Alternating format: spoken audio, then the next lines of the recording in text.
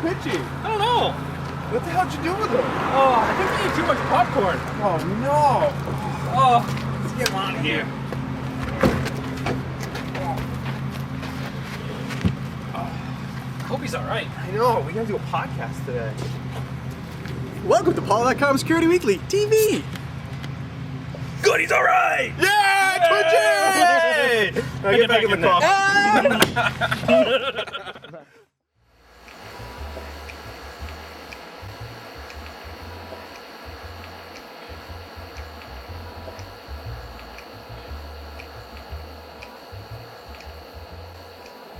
Are you ready?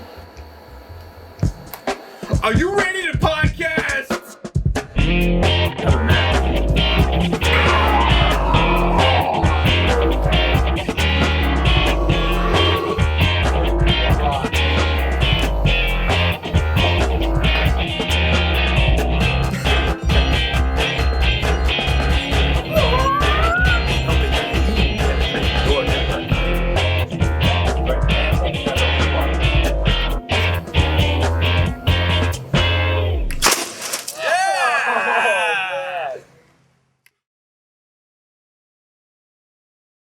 Welcome to PaulDotCom Security Weekly, live from LA, Episode 1.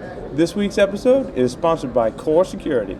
Hello and welcome! Yes, this is PaulDotCom Security Weekly, and I'm here with some of my friends. We're here in SANS Conference in Los Angeles.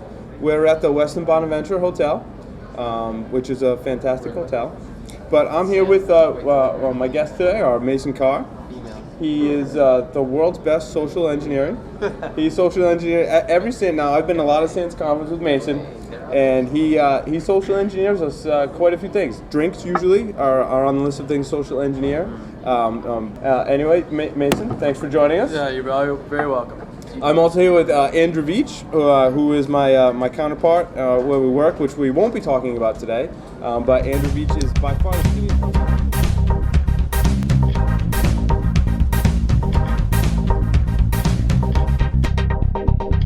Welcome to PaulDotCom Security Weekly, Episode 2 for November 11th, 2005.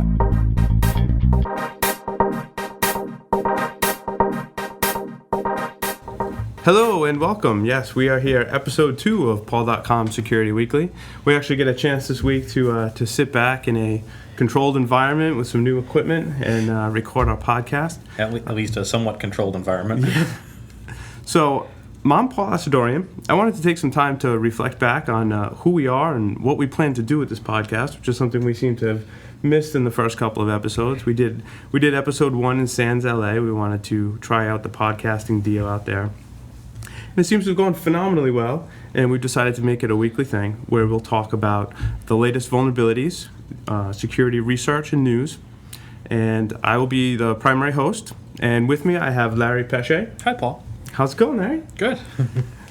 Larry being the most Pearson tattooed guy from the episode 1. Right. Who'll be a regular host on the show. We hope to have many guests on the show. We've got some good things planned. Excellent. Yes, I hear we've got some good stuff coming up. Yeah. If all goes well. I'm in the process of redoing the website. I'm actually redoing everything. I'm moving my blog to a different technology. So I'll post some new changes lately, hopefully. Where did we want to start, Larry? Are you ready to podcast?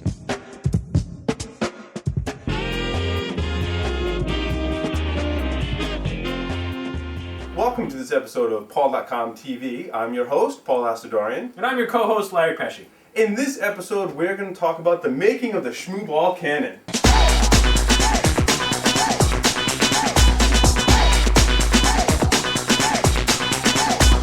Yeah, lots of fun. Larry just kind of went off on his own, and one day he was saying, I want to make a Shmooball Cannon. I'm like, okay. Yeah, you're like, what the hell's a Shmooball Cannon?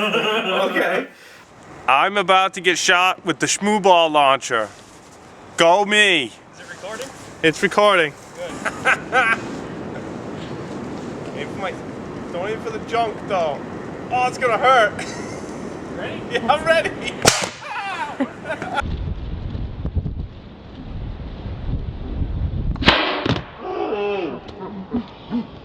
Does it hurt?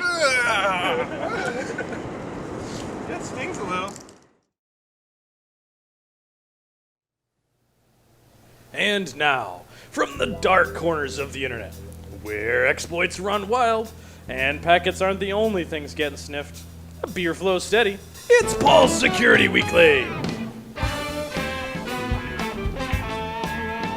Paul Asadorian. Hello, everyone, and welcome to this edition of Paul's Security Weekly. I'm very pleased to be here tonight. I'll introduce the members of Security Weekly, and then we've got a very special episode. The folks from Pony Express are here, and we'll introduce them in just a moment. Larry Pesci is here in the studio. Welcome, Larry. Oh, yeah. Yeah. I've been having fun today. That's good. You've got antennas connected to your laptop. Yeah. So, I was playing with it last week, phrasing. And I got it working last week, but the signal's a little bit better down here. I'm actually capturing POXEG pager traffic, and I've got some going on here. Code green, adult here now. Code green, adult here now. Admitting ER bed. Yeah, small bowel obstruction. Wait a minute. That's not Are you good. getting hospital pager signals? Oh, yeah. All sorts of stuff. That's Phone numbers. That's pretty awesome. Sleeper fever of 102, has ear infection, is giving medications but very lethargic and won't eat, play. Sounds like a child that's... And phone numbers. Those of us with children recognize those symptoms right away. Yep. Mr. Jack Daniel. is Where? here. What? Oh, What? Hey! Hey, he's old and confused tonight. I guess that's no different from... In the immortal words of old what's-his-name, who am I and why am I here? What's his name? Admiral Stockdale. It came to me. See? He's older than I am. phrasing. Well, he's deader than I am. Welcome, everyone, to Paul's Security Weekly, episode 500. Everyone cheer and clap now. Yay! We're all muted, but And they all ate Robin's minstrels. Help! Someone please get us. Paul trapped us here in a snowstorm. Yeah, I did. I've trapped everyone here in a snowstorm in Rhode Island in G Unit Studios. And we had a lot of fun today. As I said before, we decided not to do an all-day marathon podcast. You can thank me for that later, because we've done them, and it's a lot of work.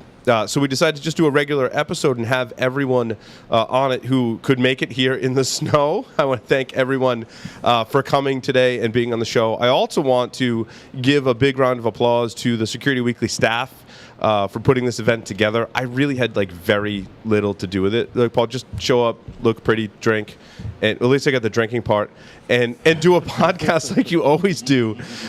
So round of applause for the Security Weekly staff for making this happen. Thank you, everyone. Mark, Riley, Allison, Tyler, Keith, all put in a lot of work into this episode. So thank you very much.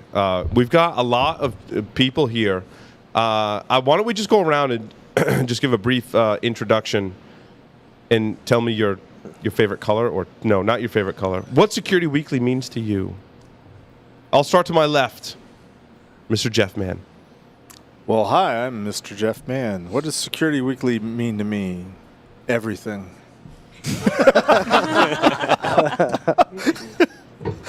I love you, man. Love you, man. I'm Don Pizzette with IT Pro TV, and Security Weekly means to me learning something practically applicable, not fundamentals in theory, right? Something we can actually use out there in the real world, and it's great to have a source for that. Awesome. I am Scott Lyons. I am with Warcaller Industries, and what security means to me, Security Weekly, sorry, is it's a chance to really connect with other people in the industry, especially with the people sitting at this table. Hi, this is Josh Marpet, and Security Weekly, really simply, it's the voice of my community. Thank you. Allison Nixon. I'm at Flashpoint. Security Weekly to me means seeing old friends that I haven't seen in a million years and who I miss, and it's just so great to see you guys again. We miss you too. Love you guys. Love. I'm John Strand. I have 3 families in computer security. I have Black Hills Information Security. I have SANS. And I have Paul Security Weekly. And then your own family somewhere after that. Right? Oh, no. Oh, sorry. yeah. thanks He's for now dead. bringing that up. To them, at least. But no, it is absolutely family, and it's a place to call home. I'm Tyler Robinson. Who are you Again, with? in Guardians. Okay. Thanks. Appreciate that, John. Security Weekly is kind of real near and dear to my heart.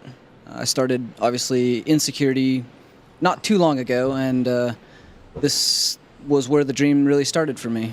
Coming from the defensive side and moving through, the various stages of SANS training, right up into in Guardians Red Team, which, it couldn't have been possible without a lot of the experience and things that were paved on the show. Obviously there's a lot of drinking and fun, and this is a second family, but it really does mean a lot to, I think, a lot of people coming up in the industry and the next generation of people that the torch is going to get passed to. And so it does mean quite a bit to be here on the, I've been here since the beginning, and 500, wow, is a real honor. Thanks, Tyler. And the torch now is an IoT device. That's right. That was beautiful, Tyler. Beautiful. This is Ed Scotus with the SANS Institute and CounterHack. Paul, Security Weekly, what does it mean to me? It means fun, it means friends, family, and learning. I've learned so much on this show over the years. It is wonderful. Thank you, Ed. So it's hard to follow that, but this is Joff Thayer, co-host of Security Weekly, also a member of Black Hills Information Security. Security Weekly means to me certainly family, fun, all the things that everybody else has said, but also just a great sense of community and learning, and a way to connect with a lot of great people. Hi. My name's Larry Pesci, and I do this Security Weekly thing and work for Guardians and have all sorts of fun stuff. What does Security Weekly mean to me? Well, I don't know. It's a really good question. I don't think I've ever really thought about what it means to me, but I know that it's a lot of hard work, and it's a really great way for me to give back to the community that's given so much to me.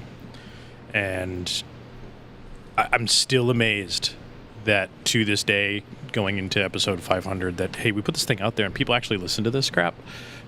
My mom's watching, by the way. Good. I mean, she used to be the only one that watched. I remember those days. And yeah, we put this thing out there how many years ago, Paul? And we started doing this, and it was, hey, you know what? Maybe if we put this out there, somebody will listen. It turns out they listened a lot. Mm-hmm. So, how many years ago was it? This is our 12th year. 12 years. Yep. And our hope is that they hear as well as listen. No? Yeah. Oh. Learn. Wow. Great. Right, next up. Yeah. Paul Simon. Greg Foss with Logarithm. I think Security Weekly to me is something that I've been following ever since I got into the industry, and I think it's kind of a cornerstone and a foundational aspect of the industry now. And it's really cool being here for the 500th episode.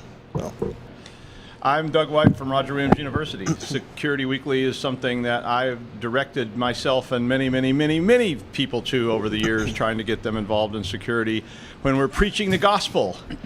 So it's a very important show, and I think it's introduced lots and lots of people to these topics, and a lot of the people in the industry, especially people that are just getting involved in it and don't know anybody, and a lot of corporate people who don't know who. I've had people email me and say, who is this guy? And I'm like, oh, you want to know that guy, or you don't want to know that guy, or whatever, depending on who you're talking about. So it's like, You're talking about Paul, right? Of course. I just didn't want to say that, but I thought I'd let you guys say that. Well, thank you, Doug. So, welcome everyone to the culmination of this day. This is the seventh segment of the day. 13 hackers are assembled around the table here in studio. There are no remote guests. We're all here in studio to talk about hacker culture. Or maybe even fisticuffs. Or maybe a lot of different Squeegees. A lot of people introduce Larry Pesce. Yes. Jeff Mann. Yep. Doug White. Tyler Robinson. Hey. April Wright. Patrick Laverty. Present. Trent Lowe. Bill Swearingen. What? Jason Albuquerque. Here. Lee Neely. Absent. Joff Thayer. I love you. Matt Alderman. In the house, I've been very much. So it's interesting. I I read a book, as you've heard me talk about like 18 million times on the That show. is interesting. You read a book? I read a book. I was surprised too. He read a couple books. But you know what's funny? Paul, I you're didn't- better at Lots this and than lots I of am. pictures. What's funny is I'm lying. I didn't actually read it. It's I an listened audiobook. to it. It's an audiobook. I knew better. It's an I knew better. audiobook, right? He doesn't read and, books. So it's been playing in my car for the past couple of months, and it spawned 2 segments. I mean, that's the resounding endorsement for this book, is that it was the research I was doing for security history, the roundtable we recorded earlier, and then I was like, well, all the hosts need to gather around the table and talk about a topic. And I'm like, there was so much great information in this book. I'm like, we really need to talk about hacker culture, which is something we've never sat around on a podcast and talked about on this show. I'm like, what a better opportunity than to have all these fine individuals here in studio and talk about hacker culture, and not the nitty-gritty details of information security we talk about every week, but really what it means to be a hacker. Can and I fucking kill that thing? To have that opportunity with this fine group is just an honor. You are all very much hackers. Trent and Bill already exceeded my expectations for being the hackers that they are today. Trent was showing me pictures that he was posting on social media, and I'm like, it really, for me, captured when we started hanging out at early ShmooCons and then DEF Cons, right?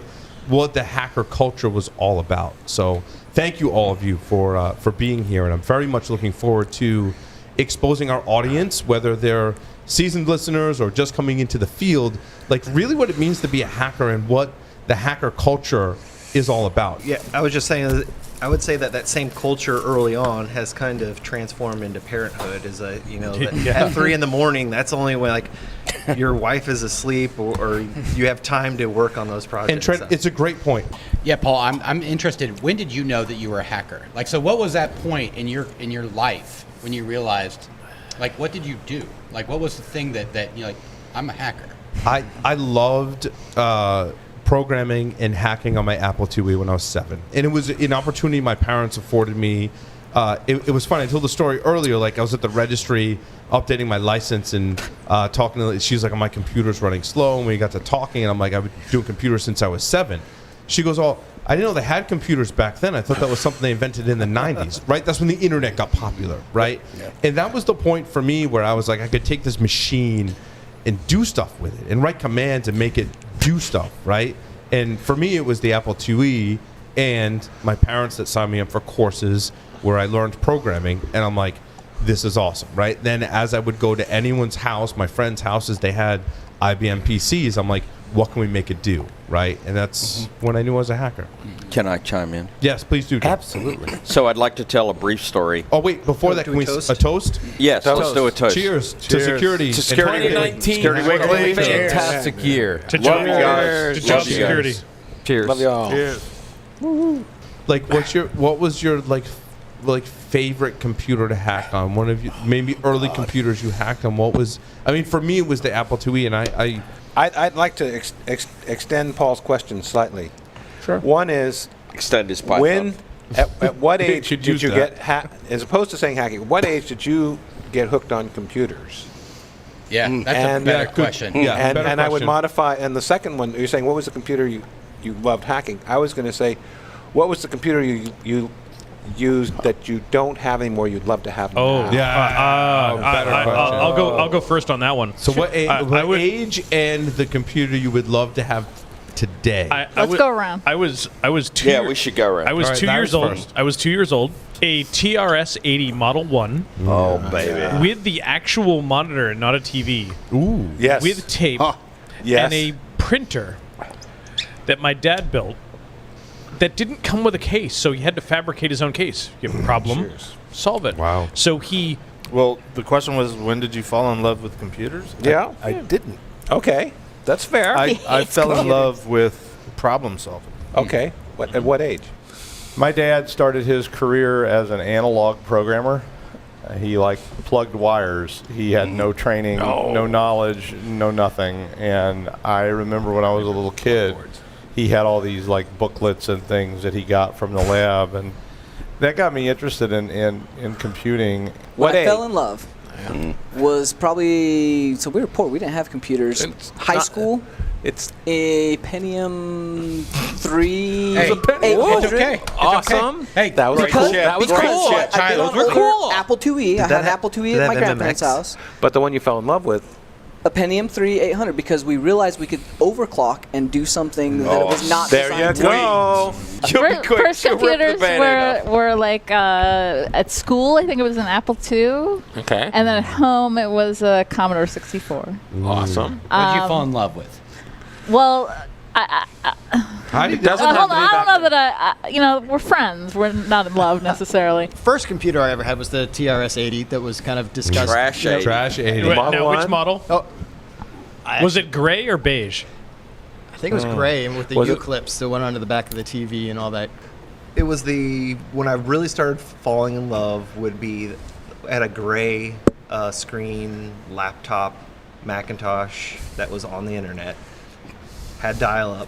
Mom had written, my mom was a teacher, she had written a grant to get, hours. If you remember those free hours. Yes. Mom bought like 1,000 hours for her school, and I started using that. And So the computer that I love, right? So like when I think about the one that when I got, how did I know about computing and what made me love about computing was, so it goes back to that same area, so that 486.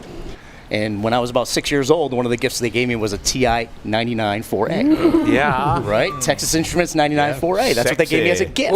Because they got... So I was about 8 years old playing on a timeshare HP 3000 in the Lawrence Hall of Science up in the Berkeley Hills. I fell in love with the Motorola instruction set, basically at that time. My first computing at home was the Commodore 128, so a little later than Joff, the 128. Same series. Same series, but.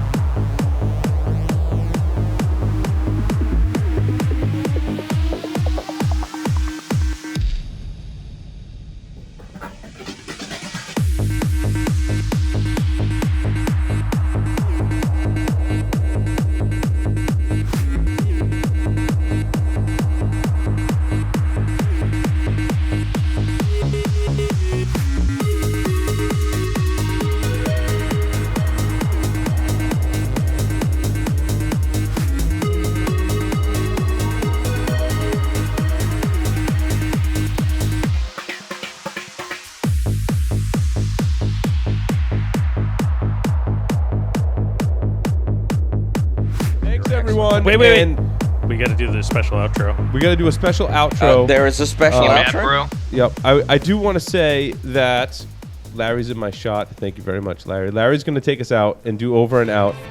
We're not doing another podcast until 2015. So happy holidays to everyone and have a happy new year. And we'll see everyone in the first week of January. Enjoy the time off, relax, get some rest. Cheers. It's going to be a wild ride next year, as it always been. So next year we'll be celebrating our 10th anniversary. So I don't know what we're going to do special for that. How do we top this? Thanks, everyone. Larry. He's Where'd the scared. music go? Ready? Cheers. Take us Ready? out. Over and. Oh, God, there's tongue involved. There was tongue involved. Oh, dudes. Darn it! I'm not live in the studio. Dude. I'm disgusted.